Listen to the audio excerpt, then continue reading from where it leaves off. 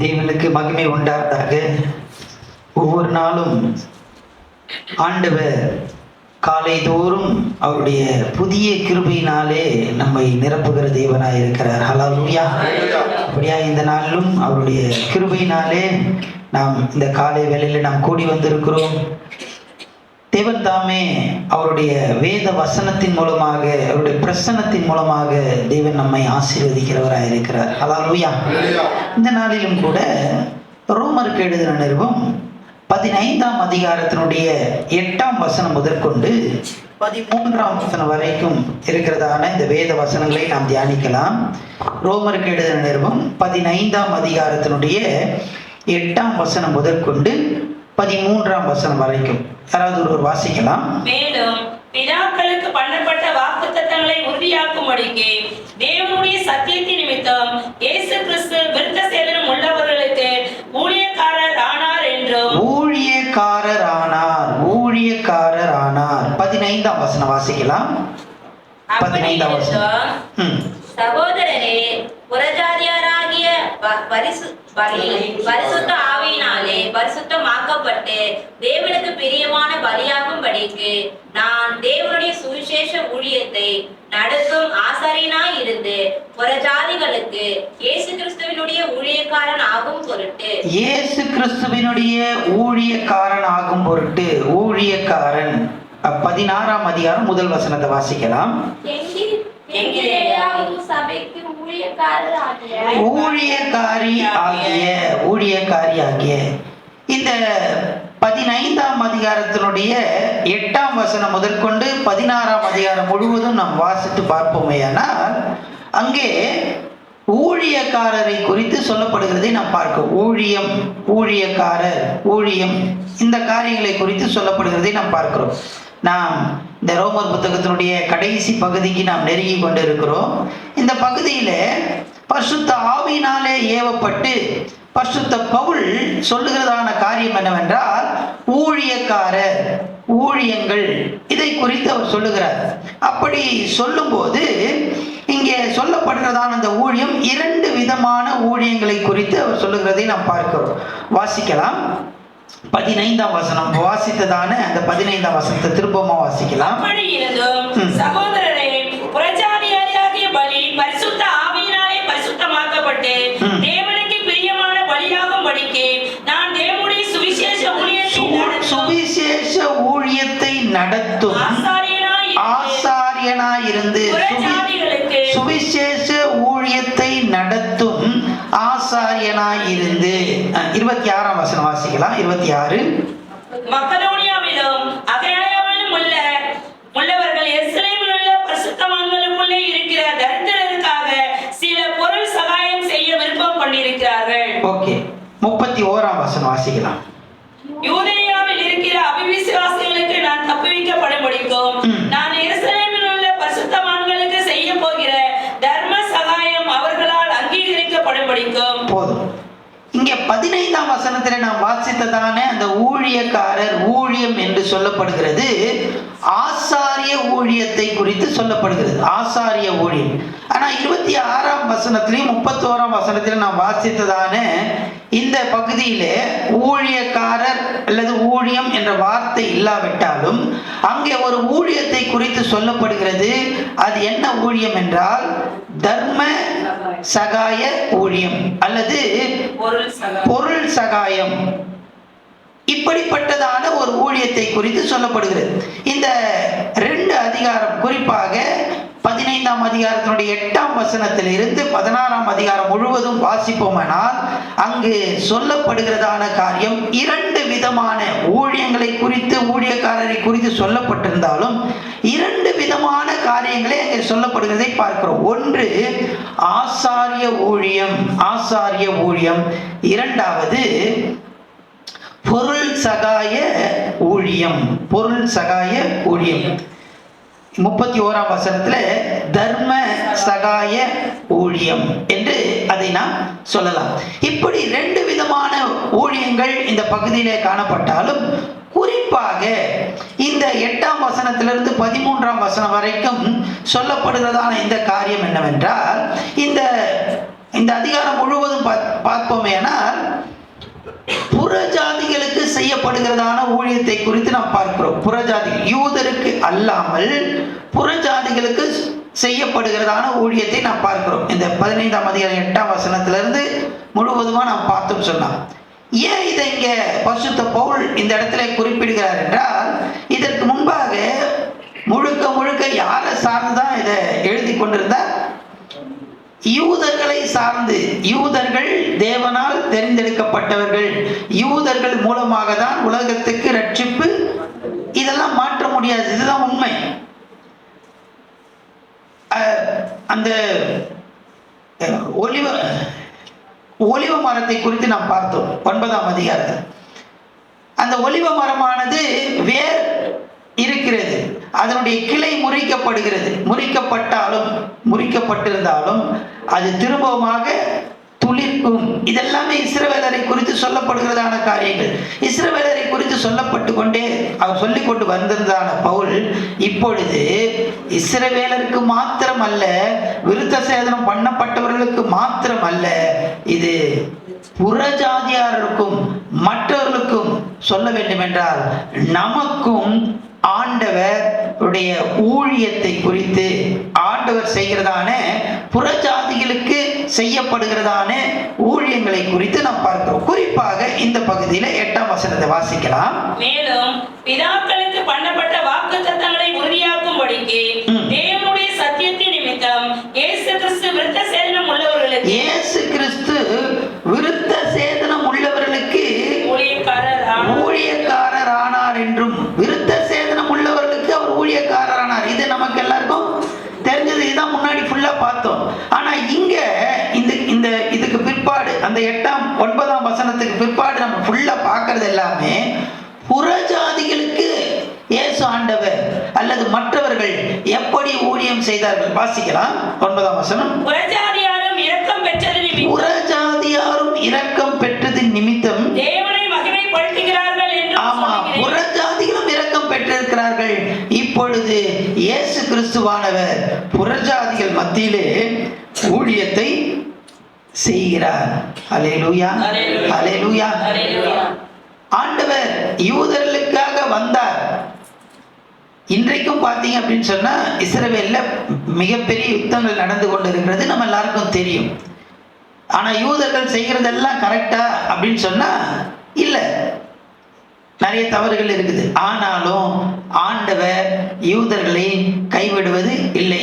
இஸ்ரவேலருக்கு அவர் அனுகூலமாகவே இருக்கிறார். அதனால்தான் சொல்லப்படுகிறது, இஸ்ரவேலருக்காக வேண்டிக் கொள்ளுங்கள். பார்த்தீங்கன்னா அந்த மிடில் ஈஸ்ட் நீங்க ஃபுல்லா பார்த்தீங்கன்னா எல்லாமே எண்ணெய் வளமுள்ள நாடு, எல்லாமே எண்ணெய் வளமுள்ள நாடு.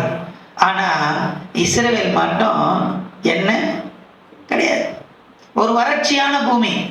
அந்த இடத்தை ஆண்டவர் அவர்களுக்கு கொடுத்தார். காரணம் என்னவென்றால், ஆபிரகாமுக்கு ஆண்டவர் வாக்குத்தத்தம் பண்ணினார். அந்த வாக்குத்தத்தத்தில் அவர் உண்மை உள்ள தேவனாய் இருந்து வாக்குத்தத்தம் பண்ணினதை அவர்களுக்கு கொடுத்தார். கொடுப்பேன் என்று ஆணையிட்டு கொடுத்ததை அவர்களுக்கு கொடுத்தார். தேசத்தை கொடுக்கல, கொடுப்பேன் சொன்னதை அவர்களுக்கு கொடுத்தார். அல்லேலூயா. அந்த தேசத்தை எவ்வளவு யுத்தம் வந்தாலும் சரி, என்ன நடந்தாலும் தேவன் அவர்களுக்கு ஆதரவாக இருக்கிறார். அல்லேலூயா. அதனால இஸ்ரவேலர் செய்யறது, யூதர்கள் செய்யறது, இப்ப நடக்கிற யுத்தம்லாம் சரி அப்படின்னு நான் சொல்ல வரல, நிறைய தவறுகள் இருக்குது. ஆனாலும் தேவன் அவர்கள் பக்கம் இருக்கிறார். அல்லேலூயா. இதெல்லாம் நமக்கெல்லாம் தெரிஞ்சது. ஆனா இங்க பார்த்தோம் அப்படின்னு சொன்னா, அவர் இஸ்ரவேலருக்கு ஆதரவா இருந்தாலும் புறஜாதிகளாகிய நம்மத்திலும் தேவன் ஊழியம் செய்கிறார். ஹல்லேலூயா. அவர் நம்மத்திலே கிரியை நடப்பிக்கிறவராய் இருக்கிறார். அதுதான் பார்க்கிறோம். அப்படி ஆண்டவர் இயேசு கிறிஸ்துவு புறஜாதிகள் மத்தியிலே ஊழியம் செய்தது நிமித்தமாக, அவருடைய ஊழியத்தின் நிமித்தமாக இந்த புறஜாதியாராகிய நமக்கு கிடைத்ததான பலன் என்ன? பலன் என்ன? இயேசு ஆண்டவர் யூதர்களுக்கு மாத்திரம் மாத்திரமல்ல, யூதர்களுக்காக தான் முக்கியமா செய்தாரு. அது மாத்திரமல்ல, இப்போ புறஜாதிகள் பக்கமாகவும் இருக்கிறார்.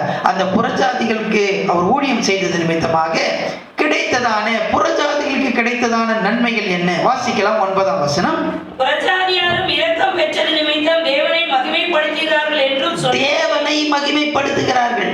இப்பொழுது யூதர்கள் மாத்திரம் தேவனை மகிமைப்படுத்திக் கொண்டிருந்தார்கள். இப்பொழுது புறஜாதியாராகிய நாமும் தேவனை மகிமைப்படு. இந்த எல்லா வசனங்களும் பரிசுத்த பவுல் எழுதும்போது அவர் தானாக அவர் சொல்லவில்லை. எல்லா காரியத்துக்கும் அவர் என்ன பண்றாருன்னு சொன்னா, ஒரு பழைய ஏற்பாட்டு வசனத்தை எடுத்து சொல்லுகிறதை நாம் பார்க்கிறோம். பழைய ஏற்பாட்டு வசனத்தை எடுத்து அங்க பாத்தீங்கன்னா ஒரு வார்த்தை அடிக்கடி வரும், மேலும் மேலும் மேலும் அப்படின்னு. நீங்க வீட்டுல போய் அதை வாசித்து தியானித்து பாருங்க. ஒவ்வொரு வசனத்திலையும் அது இருக்கு. 8ஆம் வசனத்துல இருக்கு, 10ஆம் வசனத்துல இருக்கு, 11ஆம் வசனத்துல இருக்கு, 12ஆம் வசனத்துல இருக்கு. இதுல 4 காரியங்கள் சொல்லப்பட்டிருக்கிறது. அவர் யூதர்களுக்கு மாத்திரமல்ல, புறஜாதிகளுக்கு மேலும் மேலும் மேலும் அவர் செய்கிறார். முதலாவதாக தேவனை நாம் மகிமைப்படுத்துகிறோம். இயேசு கிறிஸ்து புறஜாதிகள் மத்தியிலே செய்ததான அந்த ஊழியத்தின் நிமித்தமாக நாம் எல்லாரும் சேர்ந்து ஆண்டவரை மகிமைப்படுத்துகிறோம். ஹல்லேலூயா. வாசிக்கலாம் சங்கீதங்களின் புத்தகம் 18ஆம் சங்கீதத்தினுடைய 49ஆம் வசனம். 18:49. இது நிமித்தம் கர்த்தாவே, ஜாதிகளுக்குள்ளே உம்மை துதித்து உம்முடைய நாமத்திற்கு சங்கீதம் பாடுவேன். இப்போ இந்த வசனத்தின் அடிப்படையாக தான் இங்க இந்த வசனத்தை எடுத்துதான் பரிசுத்த பவுல் என்ன செய்கிறார்னா, இங்க வசனத்தை எழுதுகிறார். ரோமர் புத்தகத்தில் இருக்கிறதான இந்த வசனத்தை சங்கீதத்துல இருந்து தான் என்ன பண்றாரு, எடுத்து எழுதுகிறார், மேற்கோள் காட்டுகிறார். இயேசு கிறிஸ்து புறஜாதிகளுக்கு ஊழியம் செய்தார். அந்த ஊழியத்தின் நிமித்தமாக நாம் எல்லாரும் தேவனை மகிமைப்படுத்துகிறோம். ஹல்லேலூயா, ஹல்லேலூயா. நான் தேவனை மகிமைப்படுத்த முடியாதுங்க. பாருங்க, 10 குஷ்டரோகிகள் இருந்தாங்க. ஆண்டவரிடத்துல வந்தாங்க, சுகத்தை பெற்றுக்கொண்டார்கள்.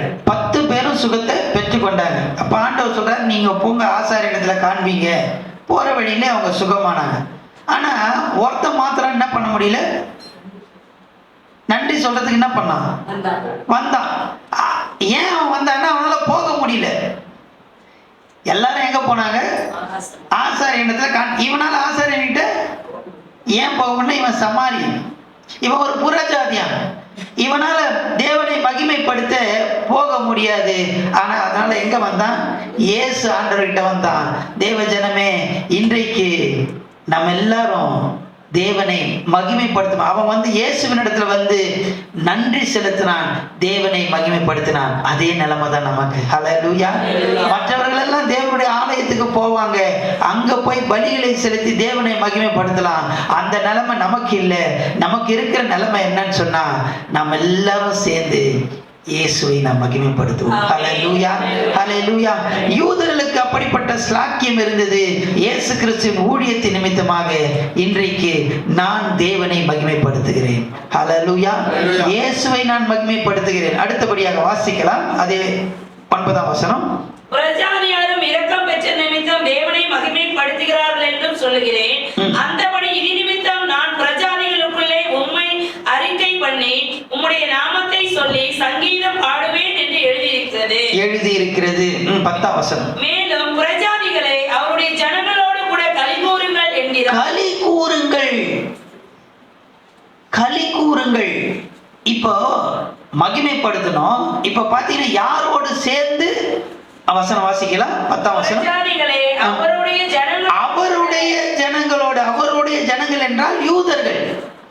இப்ப யூதர்களோடு சேர்ந்து நம்ம என்ன பண்றோம், ஆண்டவரை மகிமைப்படுத்துகிறோம். ஹல்லேலூயா. களி கூறுகிறோம். வாசிக்கலாம் ஒரு வசனத்தை. உபாகமத்தின் புத்தகம் 32:43.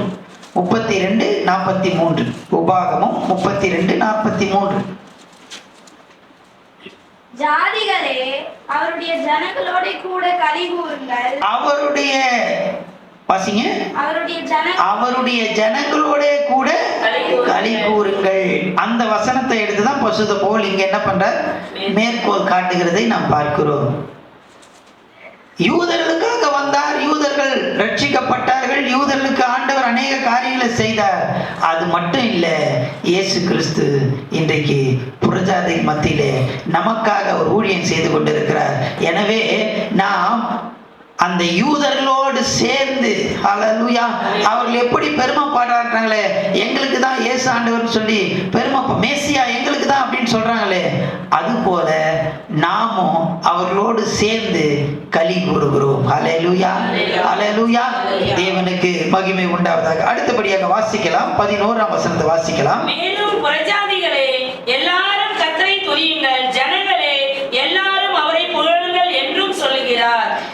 இங்கே தேவனை புகழ்வது, தேவனை போற்றுவது, தேவனை உயர்த்துவது. ஹல்லேலூயா.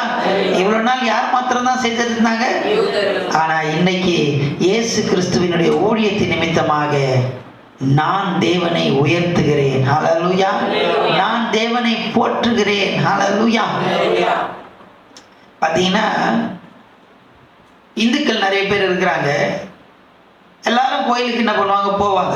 ஆனா கோயில்ல போயிட்டு அந்த உள்ள இருக்கும் பார்த்தீங்கன்னா கருவறை, அதுல போயிட்டு அர்ச்சனை பண்ணணும் அப்படின்னு சொன்னா யார் மாத்திரம்தான் செய்ய முடியும்? அவங்க மாத்திரம்தான் பண்ண முடியும். எல்லாரும் உள்ள போக முடியாது. அது மாதிரி தான் யூதர்கள் மாத்திரம்தான் அதை செய்ய முடிந்துதான் இருந்தது. யூதர்கள் மாத்திரம்தான் யாரை உயர்த்த முடியும்? ஆண்டவரை உயர்த்த முடியும். அப்படி இருந்தது. ஆனா இயேசுவினுடைய ஊழியத்தின் நிமித்தமாக இன்றைக்கு அவர்களோடு சேர்ந்து நானும் தேவனை உயர்த்துகிறேன். ஹல்லேலூயா. வாசிக்கலாம், சங்கீதங்களின் புத்தகம் 117ஆம் சங்கீதம் 1ஆம் வசனம். 117ஆம் சங்கீதம் 1ஆம் வசனம். ஜாதிகளே எல்லாரும் கர்த்தரை துதியுங்கள், ஜனங்களே எல்லாரும் அவரை போற்றுங்கள். ஜாதிகளே, ஜாதிகளே என்றால் நம்ம ஊர்ல இருக்கிற ஜாதியை பத்தி அங்க சொல்ல, இங்கிலீஷ்ல பாத்தீங்க அப்படின்னு சொன்னா நேஷன்ஸ் அப்படின்னு போட்டு, எல்லாரும், ஆல் நேஷன்ஸ், எல்லாரும் தேவனை துதிக்க வேண்டும். ஹல்லேலூயா, ஹல்லேலூயா. எல்லாரும் எப்படிங்க தேவனை துதிக்க முடியும்? இயேசு ஆண்டவர் மேசியா வந்ததுக்கு காரணமே அவர் தமக்கு சொந்தமானதிலே வந்தார். யூதர்களுக்காக தானே வந்தார். ஆனா இன்றைக்கு அவர் புறஜாதிகளாகிய நம்ம மத்தியிலும் அவர் ஊழியம் செய்கிறார். அதனால நான் என்ன செய்ய முடியும்னா ஆண்டவரை துதிக்க முடியும். எல்லாரும் தேவனை துதிக்க முடியும். ஹல்லேலூயா. முதலாவதாக தேவனை மகிமைப்படுத்துவது, இரண்டாவதாக யூதர்களோடு சேர்ந்து நாமும் களி கூறுவது, மூன்றாவதாக ஆண்டவரை புகழ்வது. புகழ்வது, புகழுங்கள். 11ஆம் வசனத்தில் பார்க்கிறோம், அவரை புகழுங்கள். புகழ்ச்சி, ஆண்டவரை உயர்த்துவது, துதிப்பது, புகழ்வது. கடைசியாக 12ஆம் வசனத்தை வாசிக்கலாம். 12ஆம் வசனம். ஈசாயின் மேலும் புறஜாதியாரை ஆளும்படிக்கு எழும்புகிறவருமாகிய, ஆளும்படிக்கு, ஆளும்படிக்கு, இஸ்ரவேலரை ஆளும்படிக்கு. அது புரியுது. ஏன்னா தேவன் ராஜாதி ராஜாவாயிருக்கிறார், இஸ்ரவேலரை அவர் ஆளுகை செய்கிறார். ஆனா புறஜாதியாரையே நம்மளை அவர் எப்படி ஆளுகை செய்கிறார் என்றால் இயேசு கிறிஸ்துவினுடைய அந்த ஊழியத்தின் நிமித்தமாக அவர் என்னை ஆளுகை செய்கிறார். ஹல்லேலூயா, ஹல்லேலூயா. ஏசாயா 11ஆம் அதிகாரம் 10ஆம் வசனத்தை வாசிங்க. ஏசாயா 11:10. காலத்திலே ஜனங்களுக்கு கொடியாக நிற்கும் ஈசாயின் வேருக்காக ஜாதிகள் விசாரித்து கேட்பார்கள், அவருடைய தாபர ஸ்தலம் மகிமையாய் இருக்கும். ஹல்லேலூயா. அவருடைய ஸ்தாபர ஸ்தலத்திலே அவர் ஆளுகை செய்வார். ஹல்லேலூயா. அவர் ஈசாயின் அடிமரத்திலிருந்து துளிர்த்தார். ஹல்லேலூயா. இவ்வளவு நாள் யூதர்களுக்காக இருந்தது. இன்றைக்கு இயேசுவினுடைய அந்த ஊழியத்தின் நிமித்தமாக அவர் என்னை ஆளுகை செய்கிறார். ஹல்லேலூயா. நான் அவருக்கு கீழ்ப்படிந்தவனாக காணப்படுகிறேன். அவருக்கு என்னை நான் ஒப்பு கொடுத்திருக்கிறேன். ஹல்லேலூயா. இவ்வளவு நாள் நமக்கு யாரும் இல்லை. இன்னைக்கு இயேசு ஆண்டவர் செய்த அந்த ஊழியத்தின் நிமித்தமாக அவர் என்னை ஆளுகை செய்கிறார். ஹல்லேலூயா. தேவனுக்கு மகிமை உண்டாவதாக. தேவனை நாம் மகிமைப்படுத்துகிறேன். தேவன் யூதர்களோடு சேர்ந்து, மற்றவர்களோடு சேர்ந்து நானும் தேவனை துதித்து களி கூறுகிறேன். தேவனை உயர்த்தி நான் புகழ்கிறேன். அவர் என்னை ஆளுகை செய்கிறார். ஹல்லேலூயா, ஹல்லேலூயா. இப்ப வாசிக்கலாம், 10ஆம் வசனத்தை வாசிக்கலாம். மேலும் புறஜாதிகளே அவருடைய ஜனங்களோடு கூட களி கூறுங்கள் என்கிறார். இந்த வசனமானது எதை அடிப்படையாக கொண்டிருக்கிறது அப்படின்னு சொன்னா, இந்த வாசித்ததான இந்த வசனங்கள் அப்போஸ்தலர் நடவடிக்கைகளை நம்ம பொருத்தி பார்த்தோம் அப்படின்னு சொன்னா, அப்போஸ்தலர் நடவடிக்கைகள் முதல் 7 அதிகாரங்கள் யூதர்களை சம்பந்தப்பட்டது. யூதர்களுக்கு ஆண்டவர் செய்ததான காரியங்கள், அதாவது எருசலேமில் நடக்கிற சம்பவங்களை நம்ம பார்க்கிறோம். அதற்கு அடுத்தபடியாக பவுல் புறஜாதிகள் மத்தியிலே ஊழியம் செய்கிறார்.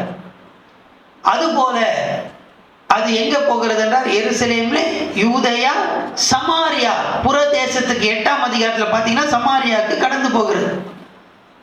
ஸோ இயேசு ஆண்டவர் இவ்வளவு நாள் யூதர்களுக்கு இருந்தது, இப்போ இயேசு ஆண்டவருடைய ஊழியத்தின் மூலமாக புறஜாதியாராக நமக்கு வருகிறது. அது மாத்திரமல்ல, 15ஆம் அதிகாரத்துல வரும்போது அங்கே என்ன நடக்குதுன்னு சொன்னா, இனி புறஜாதிகள் யூதர்கள் எதெல்லாம் செய்யணும் அப்படின்னு சொல்லி அவங்க என்ன பண்றாங்க, ஆலோசனை சங்கம் கூட்டி அது என்ன பண்றாங்க, ஒரு முடிவை எடுக்கிறாங்க. இப்ப வாசிங்க 10ஆம் வசனம். மேலும் புறஜாதிகளே அவருடைய ஜனங்களோட கூட களி கூறுங்கள் அப்படின்னு சொல்லி இப்போ 15ஆம் அதிகாரத்தில் அப்போஸ்தலர் நடவடிக்கைகள் 15ஆம் அதிகாரத்துல எப்படி ஆலோசனை சங்கம் கூட்டப்பட்டு ஒரு முடிவு எடுக்கப்பட்டுச்சோ, அது மாதிரி நம்ம எல்லாருக்கும் ஒரு முடிவு எடுக்கப்பட்டுச்சு. நம்ம எல்லாரும் தேவனை என்ன பண்ணலாம், துதிக்கலாம். ஹல்லேலூயா, ஹல்லேலூயா. தேவ ஜனமே, இயேசு கிறிஸ்துவின் ஊழியத்தின் நிமித்தமாக நமக்கு ஒரு தீர்மானம் கொடுக்கப்பட்டது. நம்ம எல்லாரும் இணைந்து தேவனை துதிக்கலாம். ஹல்லேலூயா, ஹல்லேலூயா.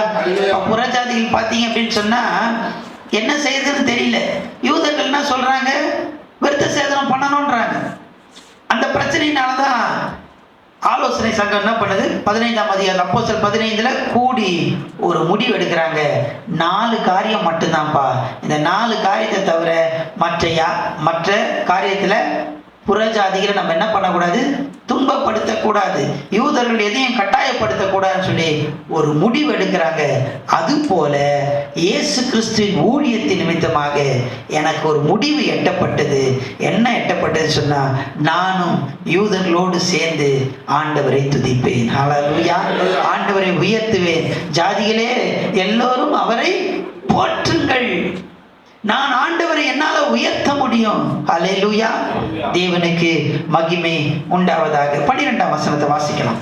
மேலும் ஈசாயின் பேரும் புறஜாதியாரை ஆளும்படிக்கு எழுப்புகிறவருமாகிய ஒருவர் தோன்றுவார், அவரிடத்தில் புறஜாதியார் நம்பிக்கை வைப்பார்கள் என்று ஏசாயா சொல்லுகிறான். இதன் மூலமாக எனக்கு கிடைத்ததான காரியம், இவ்வளவு நாள் நான் ஆண்டவரை துதித்தேன், ஆண்டவரை மகிமைப்படுத்தினேன், ஆண்டவர் எனக்கு அதிபதியாக இருக்கிறார், இதெல்லாம் ஓகே. இப்ப எனக்குள்ள என்ன கிடைக்குது அப்படின்னு சொன்னா, எனக்குள்ள கிடைக்கிற காரியம் என்னவென்றால் நம்பிக்கை உண்டாகிறது. ஹல்லேலூயா, ஹல்லேலூயா. புறஜாதியார் என்ன வைப்பாங்களாம், நம்பிக்கை வைப்பாங்க. ஹல்லேலூயா, ஹல்லேலூயா. இயேசுவினுடைய ஊழியத்தின் மூலமாக எனக்கு ஒரு நம்பிக்கை உண்டு. ஹல்லேலூயா. எனக்கு ஆண்டவர் இருக்கிறார், இயேசு எனக்காக இருக்கிறார். இவ்வளவு நாள் புறஜாதிகள் யூதர்களுக்காக இருந்தவர், அவர் தமக்கு சொந்தமானதிலே வந்தார். இயேசு சொல்லும் போது சொல்றாரு, நீங்க சுவிசேஷம் அறிவிக்கும் போது எங்க போங்க, இஸ்ரவேல் வீட்டாருக்கு போங்க, மற்ற இடத்துக்கு என்ன பண்ணாதீங்க, போகாதீங்க அப்படின்னு சொல்லி அனுப்புறார். ஆனா அதை தாண்டி இயேசுடைய ஊழியத்தின் மூலமாக எனக்கு ஒரு நம்பிக்கை உண்டாயிற்று. ஹல்லேலூயா, ஹல்லேலூயா.